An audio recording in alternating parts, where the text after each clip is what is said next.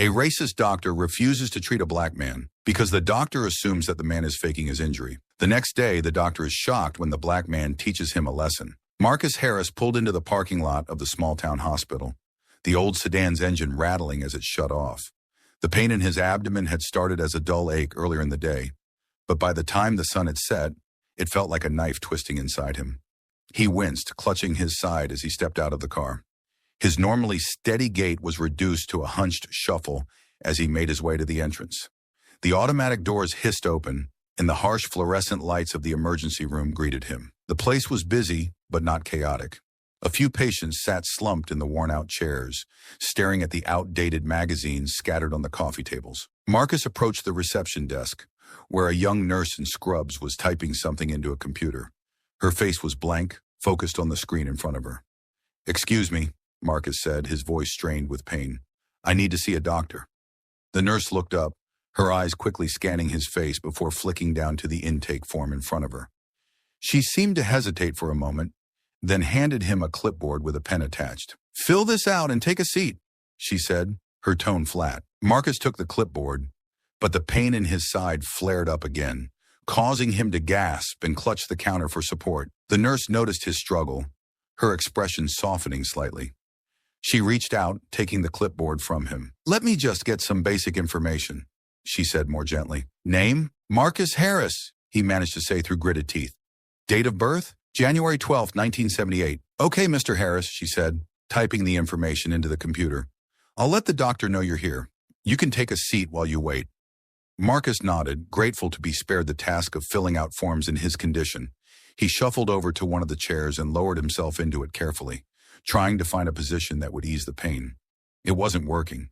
He could feel the sweat starting to beat on his forehead, despite the cool air of the room. Minutes felt like hours as he waited. Every movement sent a jolt of pain through his abdomen, and he found himself gripping the armrests of the chair, his knuckles white. He glanced around the room, trying to distract himself. A mother was comforting a crying child in the corner, while an older man sat with a bandaged hand, staring blankly at the TV mounted on the wall. Finally, after what seemed like an eternity, a door to the side of the reception desk opened, and a tall, silver-haired man in a white coat stepped out. His expression was unreadable as he looked around the room, his eyes landing on Marcus.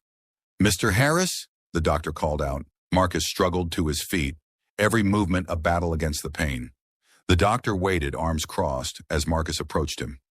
"Come with me," the doctor said, turning on his heel and leading Marcus down a narrow hallway. The walls were lined with framed certificates and outdated medical posters, the fluorescent lights overhead buzzing faintly. The doctor pushed open a door to an examination room and gestured for Marcus to sit on the bed. Marcus complied, lowering himself onto the crinkling paper-covered bed. The doctor flipped through a chart, his eyes scanning the information. "Dr. Caldwell," the man said, finally introducing himself without looking up.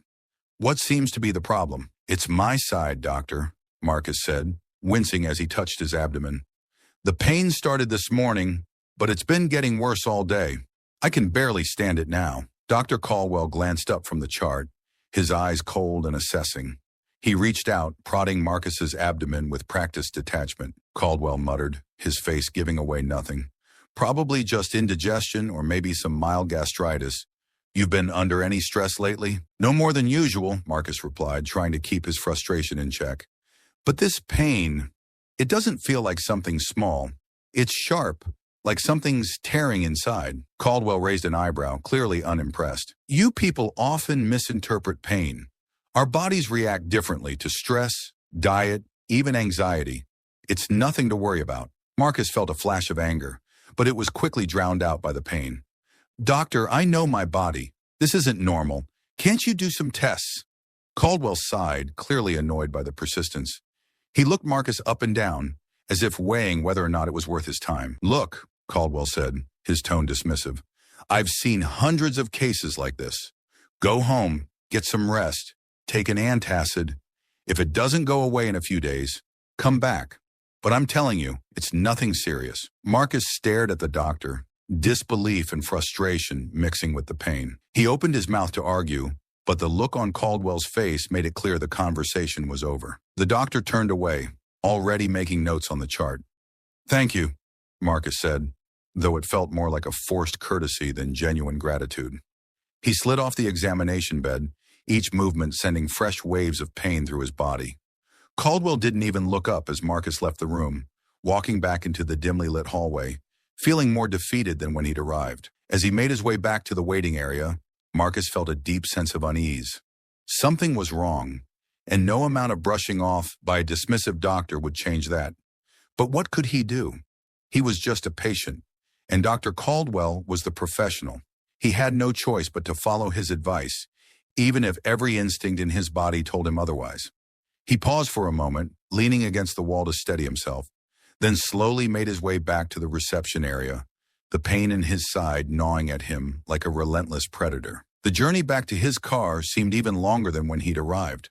The darkness outside had deepened, the parking lot now bathed in the cold blue light of the street lamps. Marcus's mind raced with doubt and fear as he fumbled with his keys, wondering if he'd made a terrible mistake by trusting Dr. Caldwell's judgment.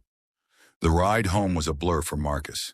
Each bump in the road sent a fresh wave of pain through his side, making it hard to focus on anything but the throbbing in his abdomen. The streetlights flickered by, casting brief moments of light into the darkness of the car's interior.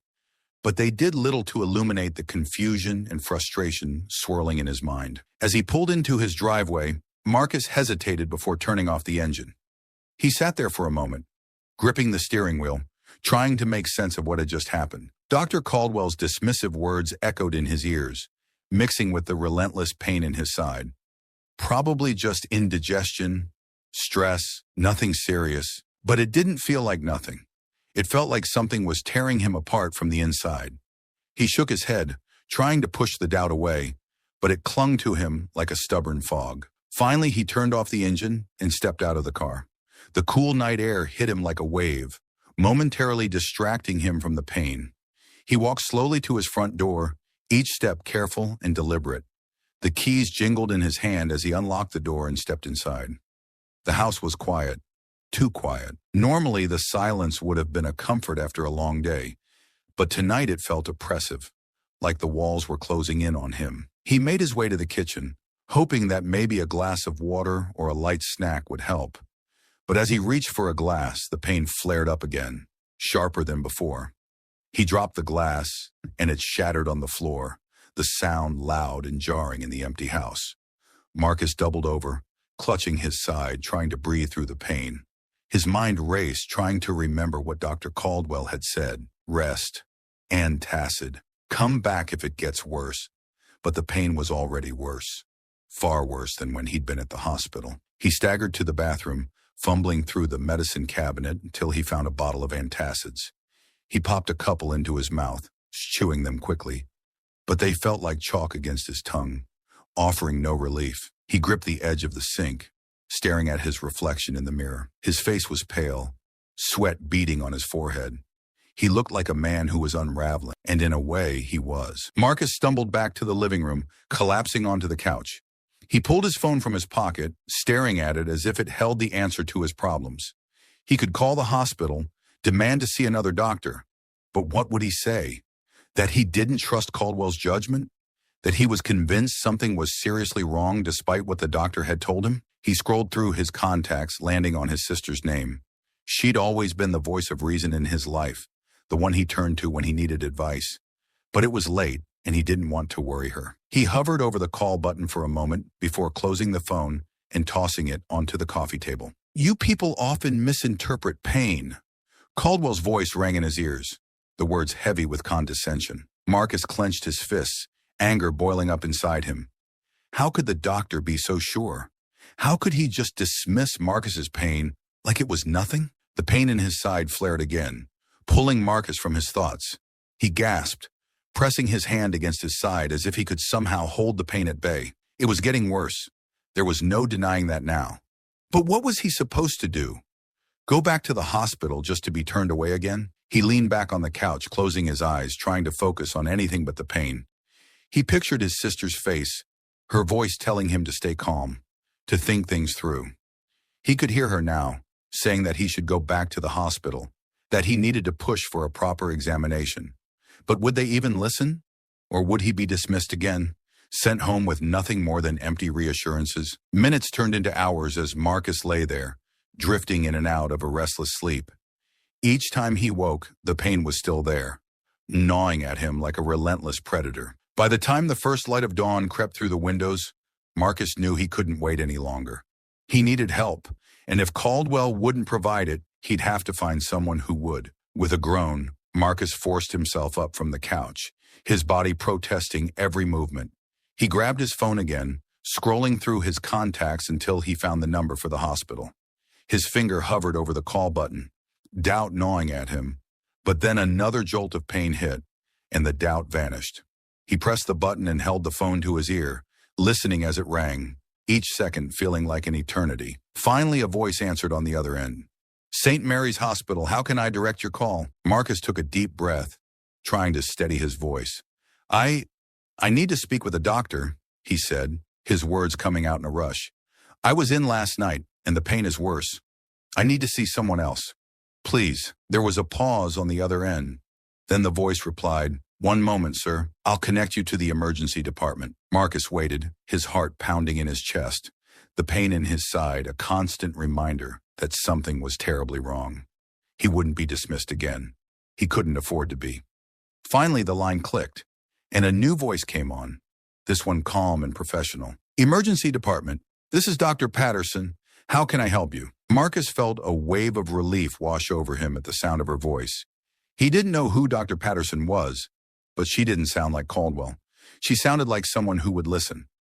"Dr. Patterson," Marcus began, his voice trembling slightly. "My name is Marcus Harris. I was in last night, saw Dr. Caldwell.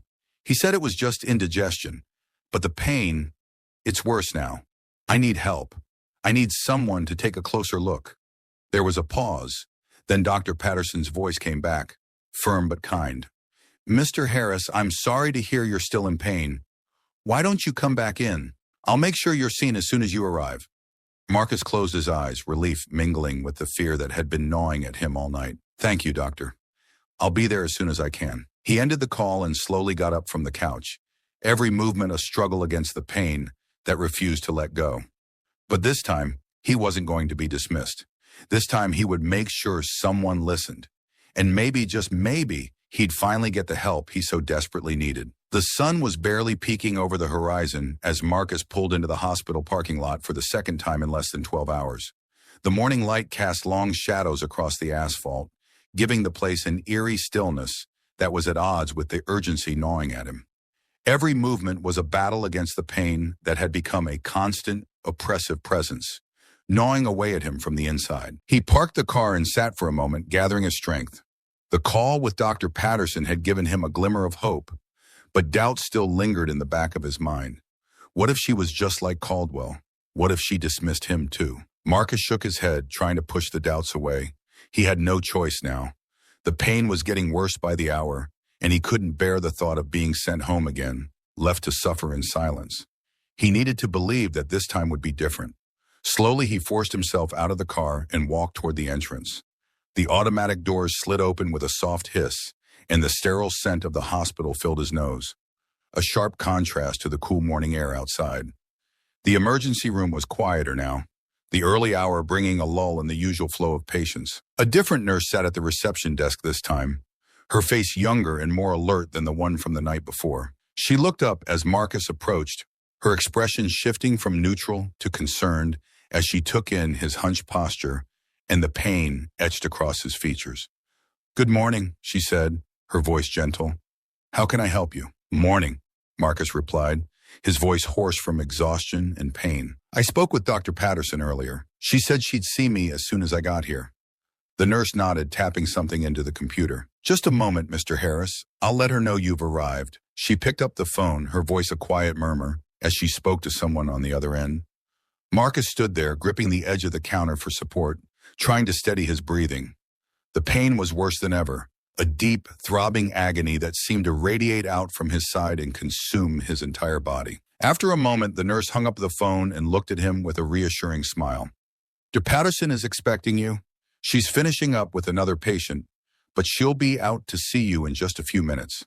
Why don't you have a seat?" Marcus nodded, too tired to argue, and made his way to one of the empty chairs. He lowered himself into it carefully, his body protesting every movement. The minutes ticked by slowly, the quiet murmur of the hospital doing little to distract him from the pain.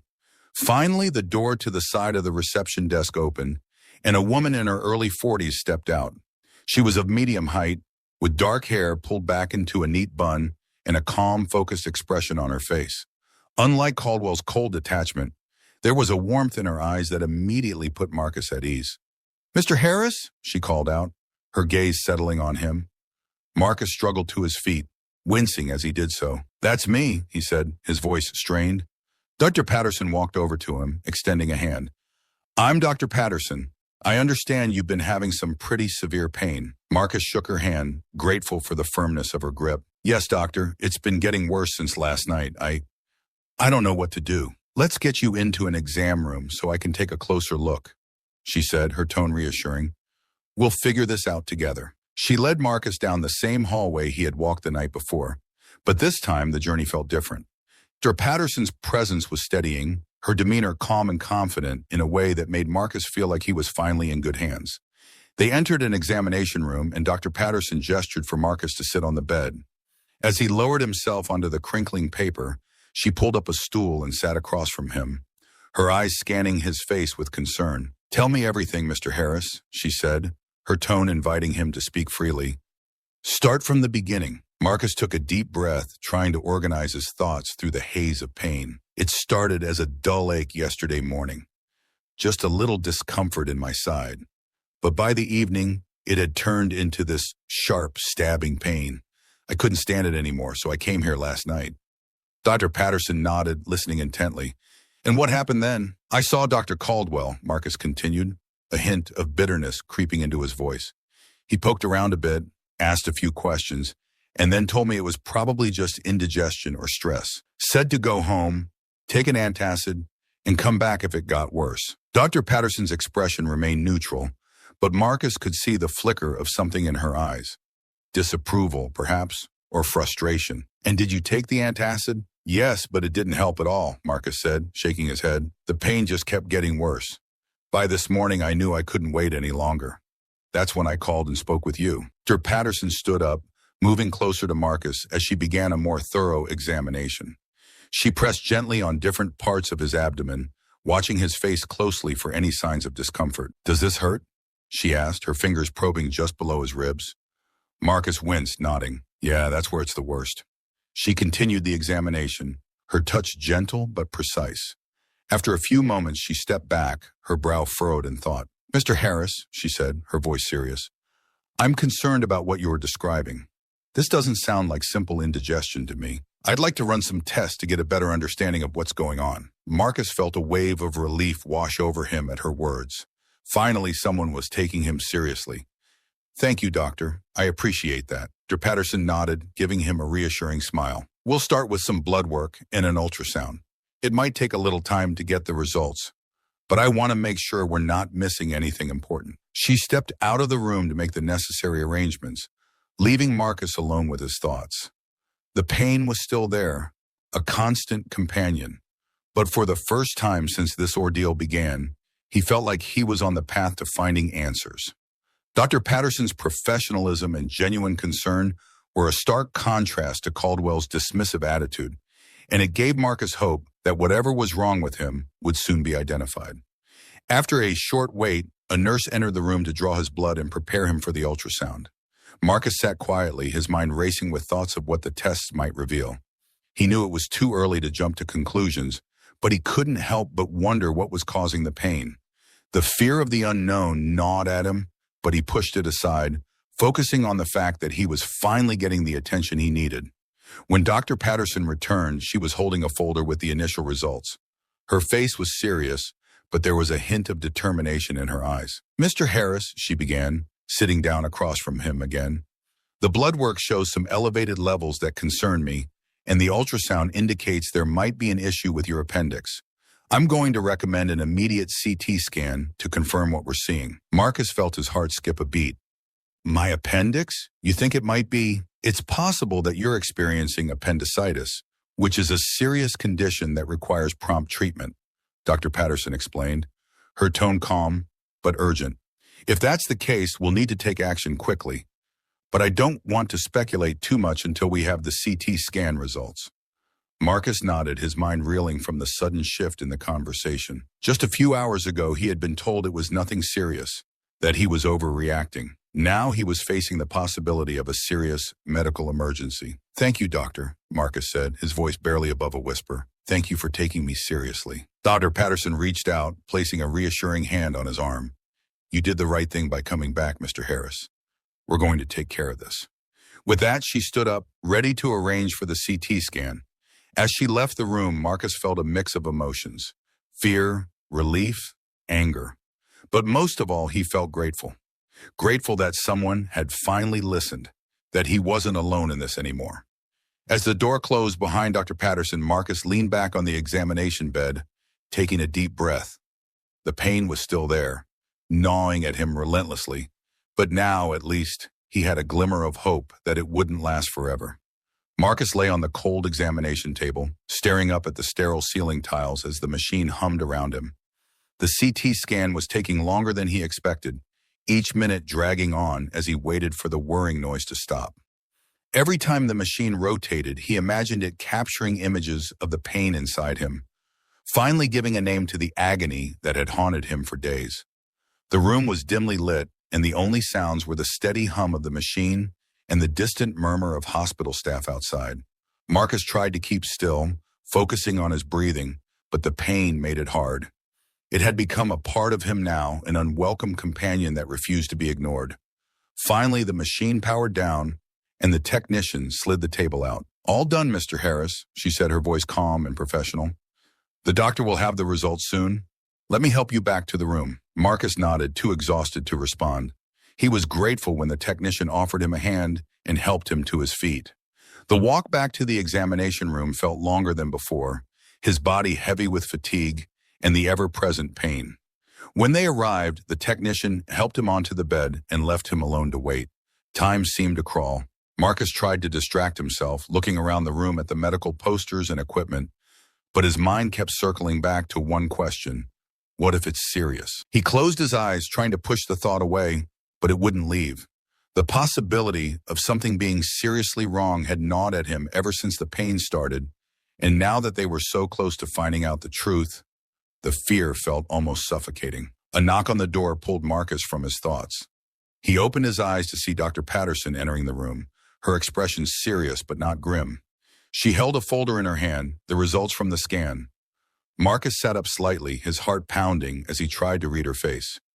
"Mr. Harris," Dr. Patterson began, closing the door behind her. She moved to the side of the bed, pulling up a stool to sit beside him. "I've reviewed your CT scan results, and I want to explain what we found." Marcus nodded, his throat dry. "Okay." Dr. Patterson opened the folder, revealing a few black and white images of his abdomen. She pointed to one of them, her finger tracing over a specific area. "This here is your appendix. It's inflamed, which confirms that you have appendicitis." The words hit Marcus like a punch to the gut, but at the same time, they brought a strange sense of relief. "So that's what it is. It wasn't just in my head." He nodded slowly, processing the information. What happens now?" "Appendicitis is a serious condition," Dr. Patterson continued, her tone professional yet empathetic.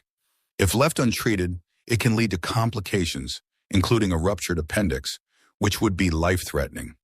The best course of action is to remove the appendix surgically as soon as possible." Marcus swallowed hard, the reality of the situation sinking in. "Surgery? How soon?" "As soon as we can get you into the operating room," Dr. Patterson replied. "I've already spoken to the surgical team, and they're preparing now. We'll be moving you to the pre-op area shortly." The fear that had been lurking in the back of Marcus's mind surged forward, gripping him tightly. Surgery. The word alone was enough to send a chill down his spine. But the way Dr. Patterson spoke, with such certainty and calm, reassured him. This wasn't an option. This was a necessity. And for the first time since the pain began, he felt a sense of clarity. This was what needed to be done. "I understand," Marcus said, his voice steadier than he felt. "Thank you, doctor, for everything." Dr. Patterson gave him a small, encouraging smile. "You're in good hands, Mr. Harris. The surgical team is excellent, and I'll be with you every step of the way. Do you have any questions?" Marcus shook his head, the weight of the situation pressing down on him. No, I think I understand. I want this to be over. It will be soon, Dr. Patterson assured him. She stood up, placing a reassuring hand on his arm. I'll have the nurse come in and get you prepped. We'll take care of you. As she left the room, Marcus leaned back against the pillows, trying to calm the storm of emotions swirling inside him. The fear was still there, but it was tempered by the knowledge that help was on the way. He wasn't alone in this fight anymore.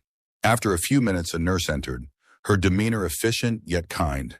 She explained the steps to get him ready for surgery, but Marcus barely heard her. His mind was elsewhere, racing through everything that had led up to this moment. Caldwell's dismissiveness, the sleepless night of pain, the call with Dr. Patterson. It all seemed like a bad dream. When he was finally waking up from, the nurse handed him a hospital gown and helped him change, then started an IV in his arm. Marcus watched the clear fluid drip steadily into the tube, a reminder that the process was now out of his hands.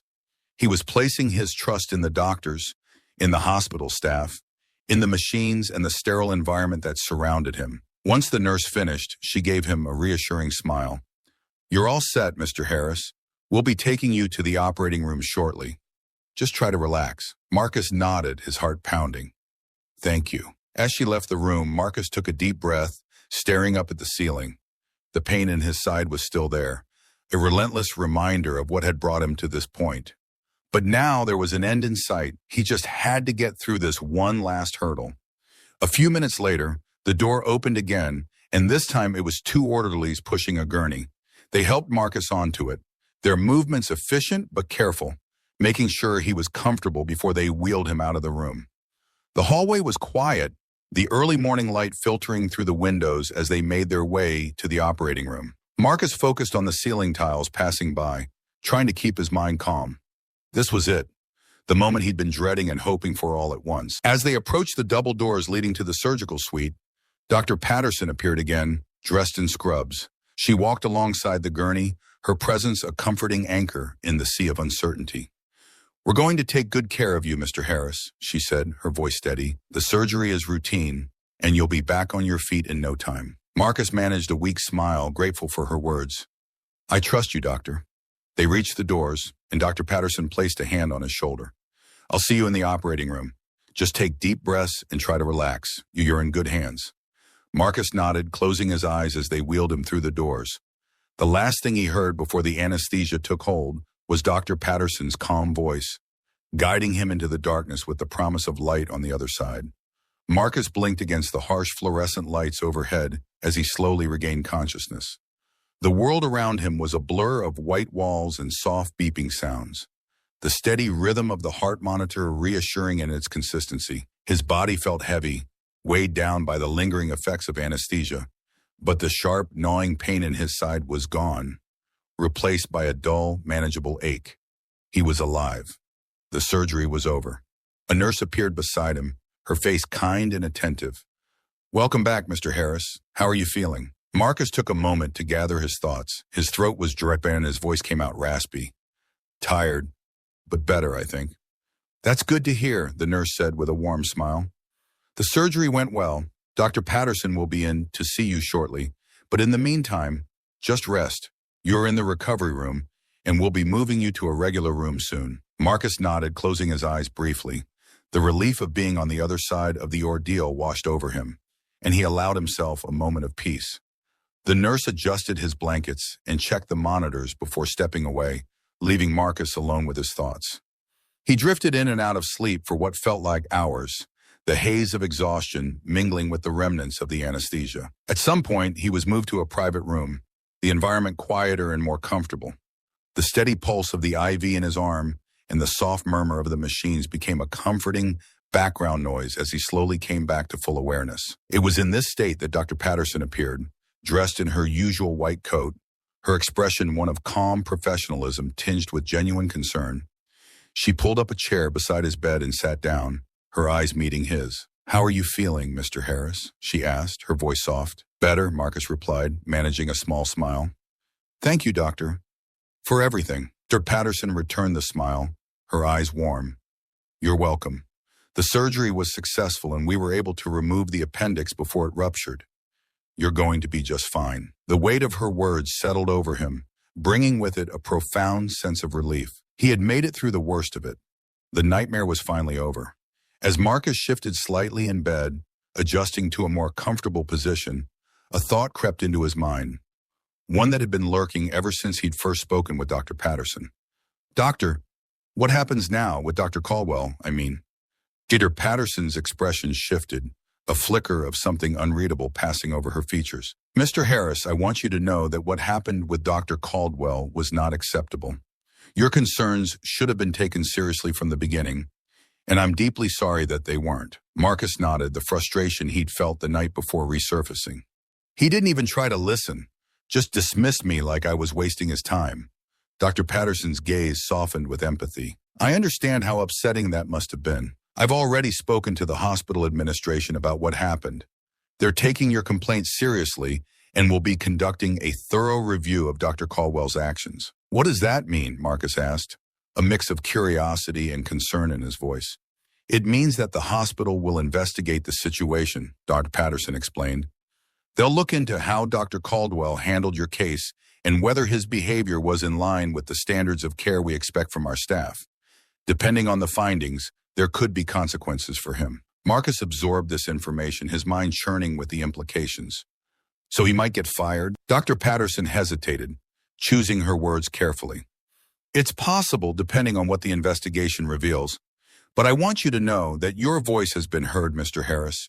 The hospital is committed to ensuring that something like this doesn't happen again." A part of Marcus felt vindicated by her words, knowing that Caldwell would be held accountable. But another part of him was conflicted, unsure of how to feel. He wasn't the kind of person who wanted to ruin someone's career, even if Caldwell had wronged him. Sensing his inner turmoil, Dr. Patterson leaned forward slightly, her tone gentle. "It's understandable if you have mixed feelings about this. No one wants to see a situation like this escalate. But it's important that we hold ourselves to the highest standards, especially in a profession where people's lives are at stake." Marcus looked up at her, appreciating the honesty in her words. I don't want this to happen to anyone else. It's not right." "And it won't," Dr. Patterson assured him. "The hospital is taking steps to make sure that all patients are treated with the respect and care they deserve. You did the right thing by speaking up." Marcus nodded slowly, the tension in his chest easing a little. He didn't regret pushing back against Caldwell's treatment of him, but the reality of the situation was still difficult to process. "Thank you," he said quietly, the words carrying more weight than he realized, "for listening, for taking me seriously." Dr. Patterson gave him a small, encouraging smile. "It's my job, Mr. Harris, and it's one I take very seriously. You should rest now. Your body needs time to heal, and we'll be here to support you through that process." Marcus settled back against the pillows, feeling a sense of closure, though he knew the journey wasn't quite over. "I will. Thank you, Doctor." As Dr. Patterson stood to leave, she paused at the door, turning back to him. "If you need anything, don't hesitate to call. I'll check on you later." With that, she left the room, leaving Marcus alone with his thoughts. The conversation had brought him a measure of peace, but it also left him with a lot to think about. He had come to the hospital in pain, desperate for help, and had been dismissed without a second thought. It had taken another doctor's intervention to get the care he needed, and now the consequences of Caldwell's actions were unfolding. Marcus closed his eyes, the events of the past day swirling in his mind. The fear, the anger, the relief, they were all there, mingling with the physical exhaustion that had settled deep in his bones. He knew he had done the right thing by speaking up, but the road ahead still seemed uncertain. As he drifted off to sleep, Marcus couldn't help but wonder what would happen next. Would Caldwell be held accountable? Would the hospital truly change? And would he ever feel completely at ease in a place that had once seemed so indifferent to his suffering? The answers would come in time, he knew. But for now, all he could do was rest and hope that the worst was behind him. The days following the surgery passed in a blur of medication, rest, and cautious movements. Marcus's body was healing, but the emotional toll of the ordeal lingered. The hospital room, with its muted colors and constant activity just beyond the door, became both a sanctuary and a prison. Each time a nurse or doctor entered, Marcus felt a mix of gratitude and wariness, the memory of Caldwell's dismissal never far from his mind. It was during one of these quiet moments, the afternoon sun casting a warm glow through the partially drawn blinds, that Marcus received an unexpected visitor. He was sitting up in bed, absent-mindedly flipping through a magazine, when a knock at the door startled him. Looking up, he was surprised to see his friend Jordan standing in the doorway, a concerned expression on his face. "Hey, man," Jordan said, stepping into the room. He was a tall, broad-shouldered man with a deep voice that always carried a hint of reassurance. Today, though, there was a tension in his voice that Marcus hadn't heard before. "How are you holding up?" Marcus set the magazine aside, a smile tugging at the corners of his mouth. "Better, I think. Just trying to take it one day at a time." Jordan pulled up a chair beside the bed, his eyes scanning Marcus's face as if searching for something unspoken. "I've been worried about you. When I heard what happened, I wanted to come sooner, but the hospital wouldn't let me in." "Yeah, they've been pretty strict with visitors," Marcus replied, his smile fading slightly. "But I'm glad you're here now. It's good to see a familiar face." Jordan nodded, leaning forward slightly. "I heard about Caldwell. That's some messed up stuff, man. How are you dealing with it?" Marcus sighed, running a hand through his hair. "It's been a lot. I keep thinking about how things could have gone differently if Dr. Patterson hadn't stepped in. Caldwell just brushed me off like I didn't matter." Jordan's expression darkened, his hands clenching into fists. "That kind of treatment isn't right, Marcus. You deserve better than that. We all do." "I know," Marcus agreed, the frustration he'd been holding back bubbling to the surface. "It's just, I don't know, man. I keep replaying it in my head, thinking about how I could have said something different or pushed harder. But at the time, I was in so much pain, I just wanted someone to listen. And that's exactly what they should have done," Jordan said firmly. "You were in pain, and Caldwell didn't take you seriously. That's on him, not you." Marcus looked at his friend, the unwavering support in Jordan's eyes giving him a sense of strength he hadn't felt in days. "I've filed a complaint, and Dr. Patterson said the hospital's taking it seriously. But I don't know what's going to happen.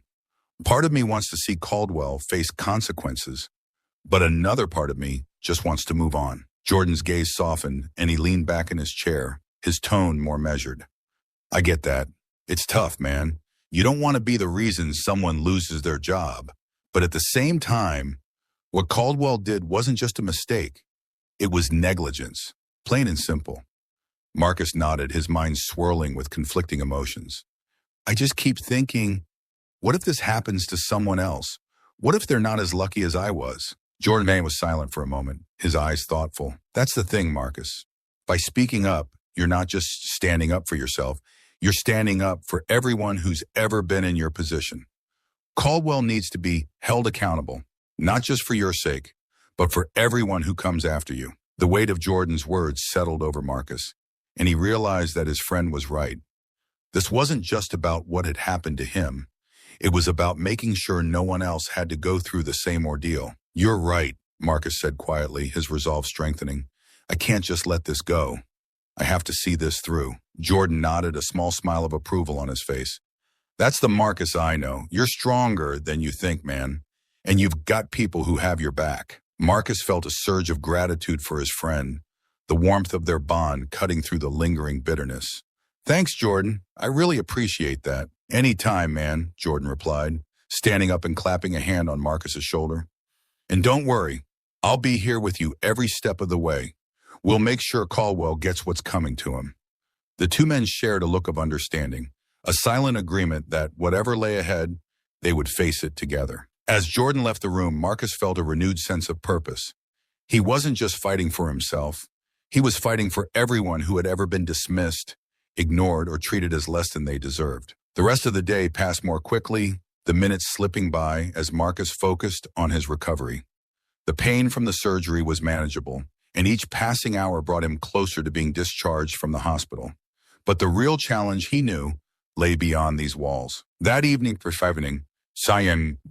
Dr. Patterson stopped by again, her expression more relaxed now that Marcus was on the mend. They discussed his recovery plan, the steps he would need to take to regain his strength, and the importance of following up with his primary care physician once he was home. Before she left, Marcus brought up Caldwell again, his voice steady. "Dr. Patterson, I've been thinking a lot about what happened with Dr. Caldwell. I want to make sure that something like this doesn't happen to anyone else." Dr. Patterson nodded, her eyes meeting his. "I understand, Mr. Harris. The hospital is taking this very seriously, and I want you to know that your concerns are being heard. The investigation is ongoing, and I'll make sure you're kept informed about any developments. Marcus felt a sense of relief at her words, knowing that he wasn't alone in this fight. Thank you, Doctor. That means a lot to me. You've been through a lot, Mr. Harris, Dr. Patterson said, her voice gentle. But you're stronger than you realize. You're not just a patient. You're an advocate for change. And that's something to be proud of. As she left the room, Marcus leaned back against the pillows, a sense of determination settling over him. The path ahead wouldn't be easy, but he was ready to face it. He was ready to stand up for himself and for others who might find themselves in his shoes. The next morning, Marcus was discharged from the hospital. His body still sore, but his spirit stronger than it had been in days. Jordan was there to pick him up, and as they drove away from the hospital, Marcus looked back at the building, a sense of closure mingling with the knowledge that the journey wasn't over yet. But he was ready. He had survived the worst of it, and now, with Jordan by his side and a newfound sense of purpose, he was prepared to take on whatever came next. The weeks following Marcus's discharge from the hospital were a whirlwind of physical recovery and emotional reflection. His body healed steadily, though the pain of the surgery lingered as a constant reminder of what he had been through. But it wasn't just his physical wounds that needed mending. Marcus knew that the real battle was still ahead. It began with a phone call. One afternoon, as Marcus was settling into the routine of being back home, his phone rang. The number was unfamiliar, but something in his gut told him to answer. Hello? Mr. Harris, this is Lisa Hammond from the hospital administration. I'm calling to follow up on your complaint against Dr. Caldwell. Marcus felt his pulse quicken. Yes, I remember. What's going on? First, I want to apologize again for what you went through, Lisa said, her tone professional but empathetic. The hospital has been conducting an investigation into Dr. Caldwell's conduct, and we've uncovered some troubling patterns. It appears that your case was not an isolated incident. Marcus's grip tightened on the phone. What do you mean? We've found that several other patients have lodged complaints against Dr. Caldwell for similar behavior, Lisa explained. Dismissal of symptoms, refusal to take concerns seriously, and in some cases even hostile interactions. This has prompted the hospital to take immediate action. Marcus's mind raced as he processed her words. He had known that what Caldwell did was wrong, but hearing that it wasn't an isolated incident made his anger flare anew. So what happens now? Dr. Caldwell has been placed on administrative leave pending a full review, Lisa said. The hospital board is considering the next steps, which could include suspension or termination, depending on the findings. A part of Marcus felt a surge of satisfaction at hearing this. Caldwell was finally being held accountable, but there was another part of him that remained wary. Is there anything I need to do? He asked. Actually, yes, Lisa replied.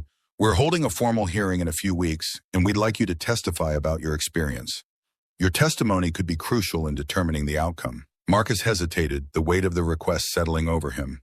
Testifying meant reliving the trauma, facing Caldwell, and opening himself up to scrutiny. But it also meant standing up for himself and for those other patients who had been dismissed and ignored. I'll do it, Marcus said, his voice firm. I'll testify. Thank you, Mr. Harris, Lisa said, relief evident in her voice. I know this isn't easy, but your courage is going to make a difference. We'll be in touch with more details soon. After the call ended, Marcus sat in silence for a longer moment. The reality of what he had agreed to sinking in. He had taken the first step toward justice, but the path ahead was far from clear. That evening, Jordan came over, bringing dinner and his usual unshakable support. As they sat in the living room, eating takeout and watching TV, Marcus told him about the phone call and the upcoming hearing. Jordan listened quietly, his face thoughtful. That's big, man. You're really doing it. Yeah, Marcus replied, pushing his food around his plate. It feels like a lot. I've never done anything like this before. You don't have to do it alone, Jordan said, his tone reassuring. I'll be there with you every step of the way. And I know it's scary, but you're doing the right thing. Caldwell needs to answer for what he did. Marcus nodded, appreciating his friend's unwavering confidence in him. I just hope I can get through it without freezing up. I'm not exactly great with public speaking, Jordan chuckled, his laughter lightening the mood. Just be yourself, man. Tell the truth. You've got nothing to hide, and Caldwell's the one who messed up.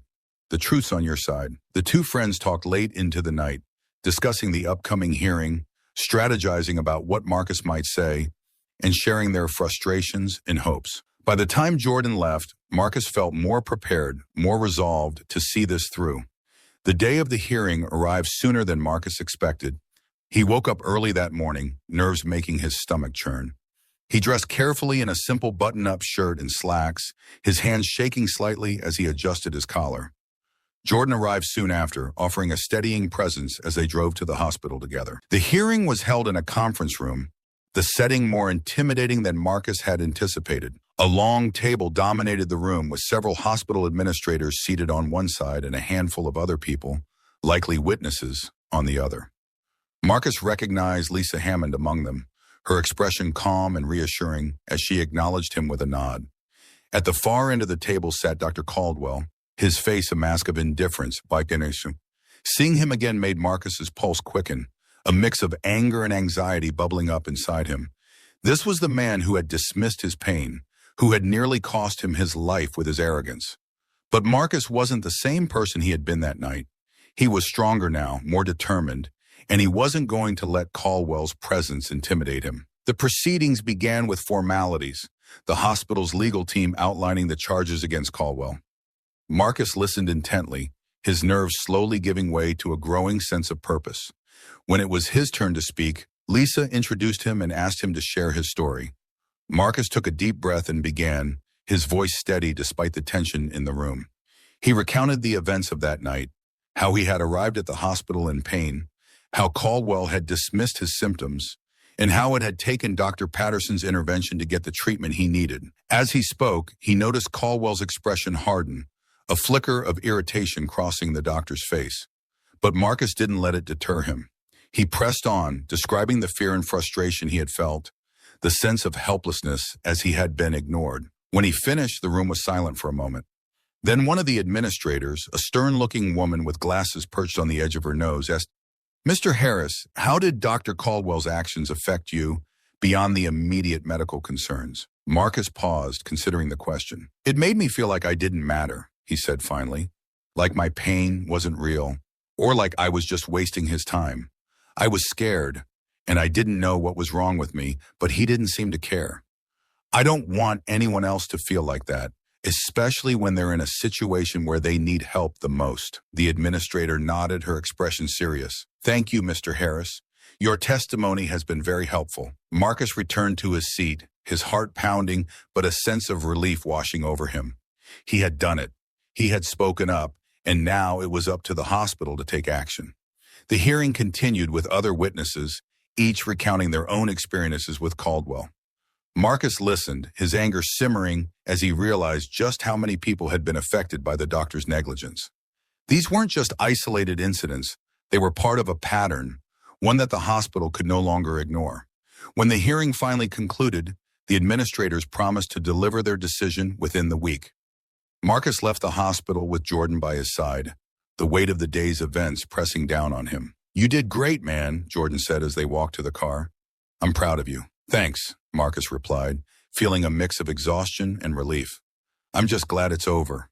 Now we just have to wait and see what they decide." "Whatever happens, you've already made a difference," Jordan said, his voice steady. "You stood up for yourself, and for a lot of other people too. That's something to be proud of." As they drove away from the hospital, Marcus looked out the window, the city passing by in a blur. He had faced one of the biggest challenges of his life and come out stronger for it. Now all that was left was to wait for the hospital's decision, and whatever it would bring, Marcus knew he was ready to face it head on. The week following the hearing was one of the longest of Marcus's life. Each day dragged by, the hours ticking away with agonizing slowness as he waited for the hospital's decision. He tried to keep busy, focusing on his physical recovery, catching up on work, and spending time with Jordan, who had been a constant source of support. But no matter how hard he tried to distract himself, the uncertainty gnawed at him. One afternoon, as Marcus sat in his living room, flipping through the channels on TV without really watching anything, his phone buzzed. He grabbed it, his heart leaping into his throat when he saw the caller ID, Lisa Hammond. He took a deep breath before answering. "Hello? Mr. Harris, it's Lisa Hammond. I'm calling to inform you that the hospital board has reached a decision regarding Dr. Caldwell." Marcus's grip tightened on the phone. "Okay. I know this has been a difficult time for you, so I want to start by thanking you again for your courage in coming forward," Lisa said, her tone calm and measured. The board has reviewed all the evidence, including your testimony and the accounts from other patients. After careful consideration, they have decided to terminate Dr. Caldwell's employment with the hospital. For a moment, Marcus couldn't speak. He had hoped for this outcome, but hearing it confirmed left him momentarily stunned. He's fired? Yes, Lisa confirmed, effective immediately. The board determined that Dr. Caldwell's conduct was not only unprofessional, but posed a significant risk to patient safety. The hospital cannot and will not tolerate that kind of behavior. Marcus let out a long breath, a mix of relief and disbelief washing over him. Caldwell was gone. The man who had dismissed his pain, who had made him feel small and insignificant, had been held accountable. It was more than Marcus had dared to hope for. "Thank you, Ms. Hammond," he finally managed to say. "I appreciate everything you have done." "It's the least we could do, Mr. Harris," Lisa replied. "We want you to know that your experience has prompted the hospital to reevaluate our policies and procedures. We're committed to ensuring that no patient ever feels unheard or neglected again. Your voice has made a difference. That means a lot," Marcus said, his voice soft. "I just hope this helps prevent it from happening to someone else." "I believe it will," Lisa assured him. "If you have any further concerns or questions, please don't hesitate to reach out. And again, thank you for your bravery in coming forward." After they ended the call, Marcus sat in silence for a long moment, the reality of what had just happened settling over him. Caldwell was gone. The man who had caused him so much pain, both physical and emotional, had faced consequences for his actions. It felt like a weight had been lifted off his shoulders, a burden he hadn't realized he had been carrying for so long. Later that day, Marcus called Jordan to share the news. His friend's reaction was immediate and emphatic. "That's what I'm talking about," Jordan exclaimed, his voice brimming with excitement. "They did the right thing, man. Caldwell had no business being a doctor if he couldn't treat people with the respect they deserve." "Yeah," Marcus agreed, a small smile tugging at his lips. "It's a relief to know that he won't be able to hurt anyone else. But it's still hard, you know? Part of me feels bad that he lost his job, but another part of me knows this had to happen." "Don't feel bad," Jordan said firmly. "He made his choices, and those choices had consequences. You did what you had to do, not just for yourself, but for everyone else who's ever been in your shoes. You should be proud of that." Marcus nodded, even though Jordan couldn't see him. "I am. I just didn't expect it to feel so complicated." "That's normal," Jordan replied. "But you did the right thing, and that's what matters. So what's next for you?" "I'm not sure," Marcus admitted. "I think I just need some time to process everything. This whole thing has been exhausting, and I could use a break." "Understandable," Jordan said. "Take all the time you need.